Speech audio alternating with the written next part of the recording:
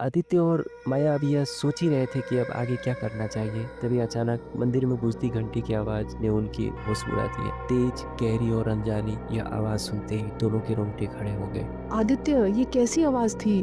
आदित्य थोड़ा रुककर ध्यान लगाते हुए माया को रिप्लाई किया, शायद यह इस मंदिर की घंटी की आवाज है। इतना कहने के साथ ही आदित्य बिना एक पल गवाए उस आवाज की दिशा में आगे बढ़ने लगा। उसके कदम तेज थे, उसकी आंखों में उम्मीद थी। माया अभी भी उलझन में थी, लेकिन वह भी आदित्य के पीछे पीछे चल पड़ी। माया जल्दबाजी में आदित्य को बोली।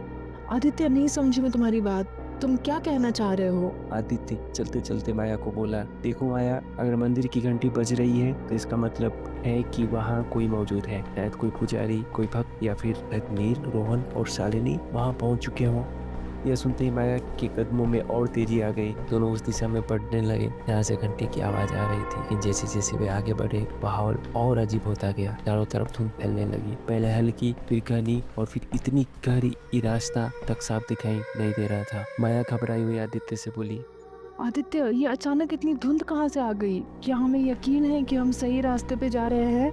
आदित्य को खुद भी नहीं पता था कि वो सही जा रहे हैं या नहीं, लेकिन वह माया को डराना नहीं चाहता था, इसलिए वह आत्मविश्वास दिखाने की कोशिश करता है। आदित्य माया को बोलता है, घंटी की आवाज इसी तरफ से आ रही थी, तो हमें इसी रास्ते पर जाना होगा, और ये सही रास्ता है या नहीं हमें वहां पहुंचकर ही पता चलेगा। आदित्य की बात से माया को थोड़ी राहत मिली, लेकिन धुंध का रहस्य अब भी उसे बेचैन कर रहा था। तभी मंदिर में फिर से घंटी की आवाज सुनाई दी, लेकिन इस बार पहले से कहीं ज्यादा तेज, जैसे कोई जोर जोर से उसे बजा रहा हो। आदित्य और माया दोनों टक्कर रुक गए। आदित्य सपकाते हुए माया को बोला, माया, तुम्हें भी लग रहा है कि आवाज पहले से तेज हो गई है? माया धीरे स्वर में आदित्य को बोली। हाँ, इसका मतलब ये है कि हम सही रास्ते पे जा रहे हैं। हम इस घंटी के करीब पहुंच रहे हैं। यह सुनते ही दोनों ने अपनी रफ्तार बढ़ा दी। उसके कदम और तेज हो गए, जैसे हर हाल में उस जगह तक पहुंचना ही उनका एकमात्र मकसद था। लेकिन कुछ ही दूर के बाद कुछ अजीब होने लगा। एक अनजान ठंडी हवा उनके चारों ओर लहराने लगी। ऐसा लग रहा था जैसे कोई उन्हें देख रहा हो, उनके पीछे चल रहा हो। तभी आदित्य अचानक रुक गया। उसने धीरे धीरे माया की ओर देखा। उसकी आंखों में डर साफ झलक रहा था। आदित्य धीरे से माया से बोला, माया, तुम्हें भी कुछ अजीब सुनाई दे रहा है? माया पहले कुछ नहीं कह पाई, लेकिन फिर उसकी सांसें तेज हो गई। उसने चारों ओर देखा और फिर घबराई हुई आवाज में आदित्य से पूछा। माया आदित्य को बोली, क्या क्या तुम्हें भी ऐसे लग रहा है कि कुछ चीख रहा है यहाँ पे? पहले मुझे लगा कि सिर्फ मेरा वहम है, पर ये सच में कोई आवाज है ना? अब दोनों का डर और बढ़ चुका था। मंदिर की घंटी की आवाज जितनी तेज हो रही थी, उतनी तेज किसी के चिल्लाने की आवाज भी उनके कानों में गूंजने लगी। यह कोई सामान्य चीख नहीं थी, इसमें दर्द था, डर था और एक अनचाही चेतावनी थी। दोनों ने बिना कुछ सोचे समझे अपनी पूरी ताकत से उस घंटी की ओर दौड़ना शुरू कर दिया। उनके दिलों की धड़कन तेज हो चुकी थी और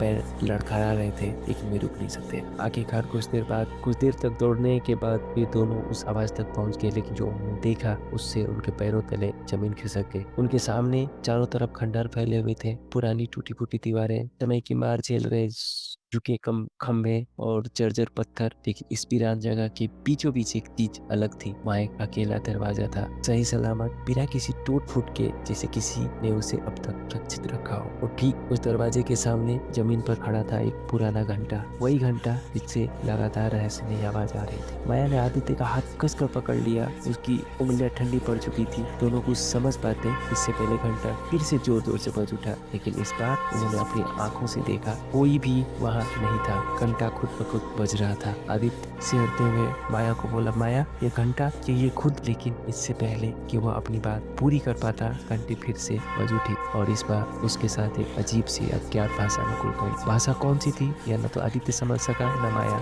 लेकिन हैरान करने वाली बात यह थी कि दोनों को ही वह आवाज पूरी तरह से समझ में आ रही थी, जैसे वह आवाज सीधे उनके दिमाग में गूंज रही। अब तक दोनों के शरीर सुन्न हो चुके थे, लेकिन इससे पहले कि वे कुछ समझ पाते, उनके सामने कुछ ऐसा हुआ जो तर्क से परे था, कुछ ऐसा जिसे वे चाह कर भी कभी समझ नहीं सकते थे। उनकी आंखों के सामने ठीक उस घंटे के बगल में नील, रोहन और शालिनी अचानक प्रकट हो गए, जैसे वे हमेशा से वहीं खड़े थे, लेकिन आदित्य और माया उन्हें देख नहीं पा रहे थे। माया आश्चर्य और डर से आदित्य को बोली। आदित्य, ये सच में नहीं और रोहन है ना?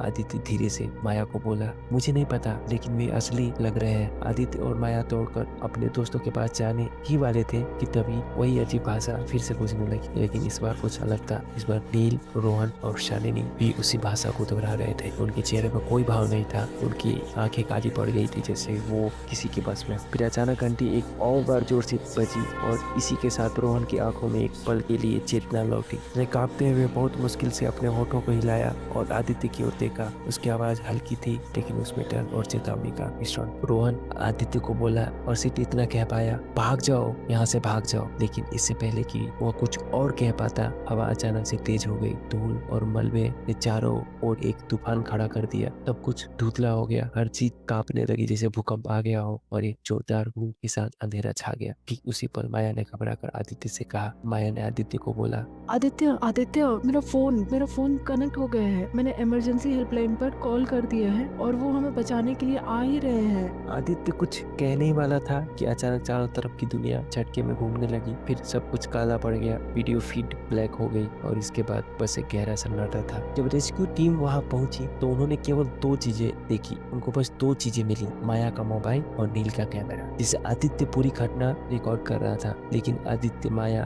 रोहन, नील और शालिनी, ये पांचों वहाँ नहीं थे। कोई निशान नहीं, कोई सुराग नहीं, मानो ये कभी वहाँ गए ही नहीं थे। बस वो दरवाजा वैसे ही खड़ा था, अब भी उतना ही रहस्यमय, उतना ही भयावह, और उसके सामने वो घंटा अब भी वहीं पड़ा था, टांग लेकिन फिर भी इसी अनकहे सच को अपने भीतर समेटे हुए था। जो कुछ भी हुआ उसकी पूरी जानकारी हमें बस उस वीडियो से मिली जो आदित्य और नील ने रिकॉर्ड की थी। और इसके साथ यह कहानी यहीं समाप्त होती है। पर सच में यह कहानी यहीं समाप्त होती है या नहीं, हो सकता है भविष्य में कभी कुछ और पता चले। ये कहानी यहीं समाप्त होती है। Please subscribe to this channel for more video like this. Thanks, bye bye.